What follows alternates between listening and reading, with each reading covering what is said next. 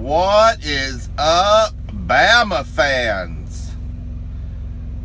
Bringing it to you live from the Volunteer Roadshow Studios in Carlisle, Arkansas. Man, I woke up this morning and I couldn't believe what I was listening to. Alabama made it into the playoffs. I had some people asking me, who do I think should be number 4? And I told them, look, the playoff committee doesn't have the cojones to put Alabama number 4, even though I think they should be 4 and that they're better than Ohio State. And they'll never, ever put 2 SCC teams in the playoffs, or they'll avoid it like the plague, and it's going to be Ohio State. But I tell you what, I've got to commend the College Football Playoff Committee for putting Alabama number 4, because they are better than Ohio State. And isn't it funny? Just last year, Nick Saban said he thought that the conference champion should be in over a one-loss non-conference champion. And this year, the roles are reversed. The conference champion gets left out, and Saban's 11-1 team makes it into the playoff. Congratulations to all you Bama fans out there. It is well deserved. And the SEC has 2 teams in the playoffs. And if Georgia and Alabama wins their games, we will have the Super Bowl of SEC championships. It will go down in history as the greatest playoff game in history.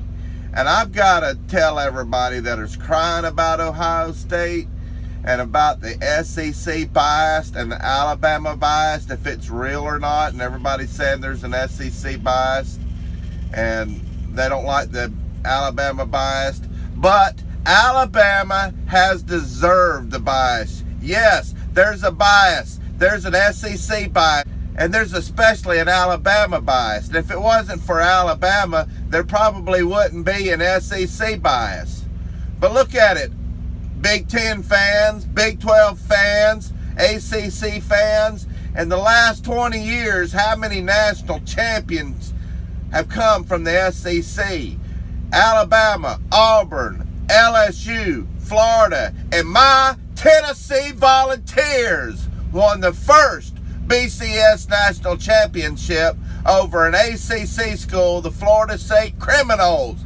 So get out of here with that SEC bias and Alabama bias. Who cares? We deserved it. Nobody cries about Michael Jordan being biased and getting all these calls, or Magic Johnson, or Tom Brady. So shut up about the SEC and Alabama bias. Alabama deserves the bias. They've earned it.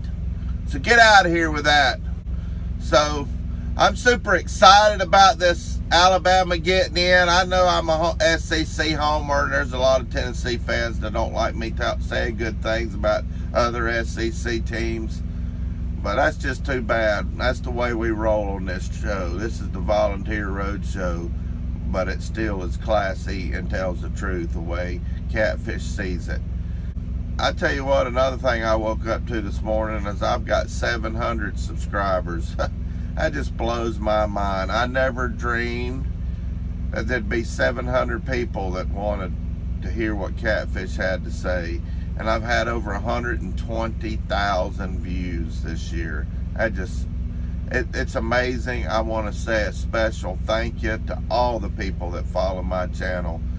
And it's something special to watch, to see all the Georgia and Alabama and Florida and Carolina and all the rest of yous out there that listen to old Catfish just talk about nothing really sometimes. But I want to get to my Tennessee Vols. I've had a lot of questions about this Les Miles. What do you think, Catfish, about Les Miles?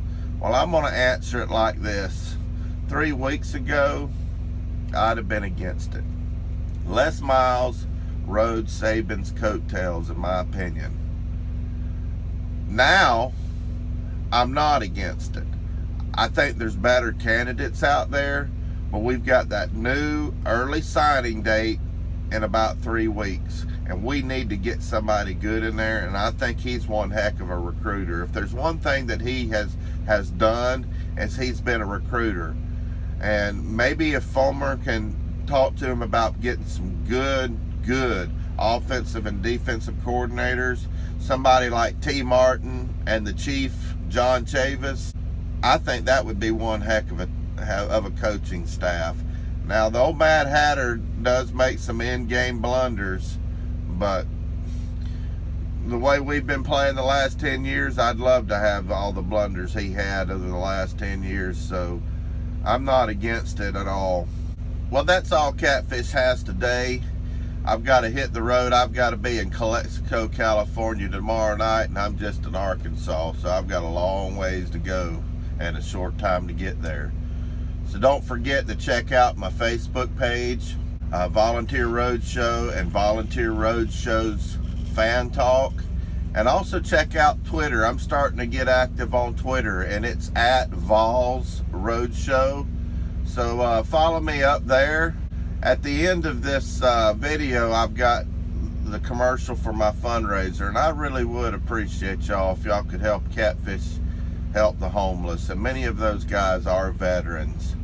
So, as always, thanks for tuning in. We're going 15-0, I promise you that. Hello there, SCC fans. Catfish here. I'd like to tell y'all about an opportunity I have for y'all to help old Catfish raise some money for the worthy cause. I'm going to be putting some packages together for the homeless that I see out here on the exit ramps and at truck stops.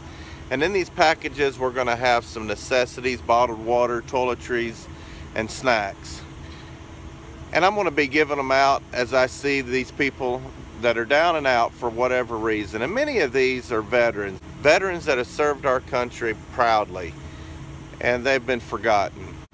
So Christmas is right around the corner. You can help me by ordering an SCC Tiki totem, and they'd make a great gift for the SCC fan and your family. They're a great value at $34.95, including shipping. So order yours today. All you have to do is send me an email at volunteerroadshow@gmail.com, and I'll send you an invoice through PayPal where you can use their secure payment processing using your major credit card or check. So thank you for helping old Catfish out, and if you get your order in soon, it might just make it there by Christmas.